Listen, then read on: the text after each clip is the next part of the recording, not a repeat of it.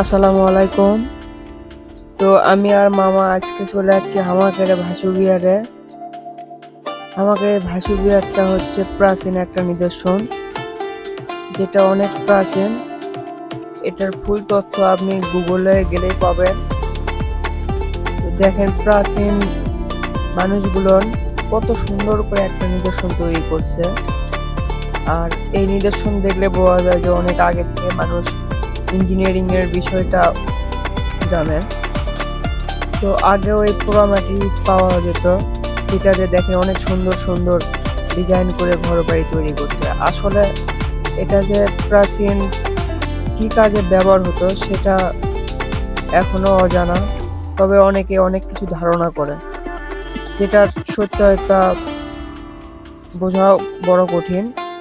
তবে এটা একটা হয়তো প্রাসাদ ছিল, রাজকীয় প্রাসাদ, সেই রকমই দেখা যায়।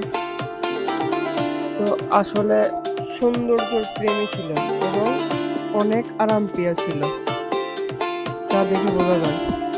আরামপ্রিয় থাকার কারণে অনেক সুন্দর সুন্দর নিদর্শন তৈরি করছে।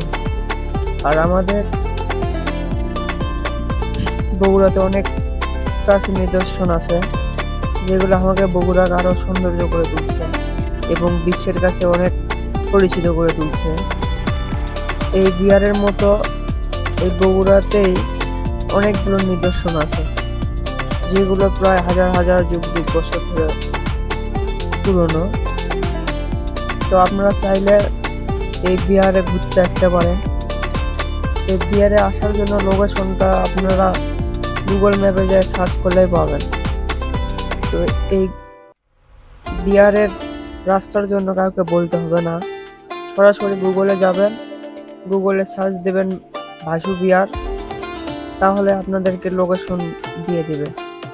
সেই লোকেশন ধরে সোজা রাস্তা ধরে ভাসু বিহার এসে ঘুরে যেতে পারেন আর দেখে যেতে পারেন প্রাচীন নিদর্শনগুলো ক্যাঙ্কা ছিল। তো আসলে অনেক ভালো লাগবে আপনাদের।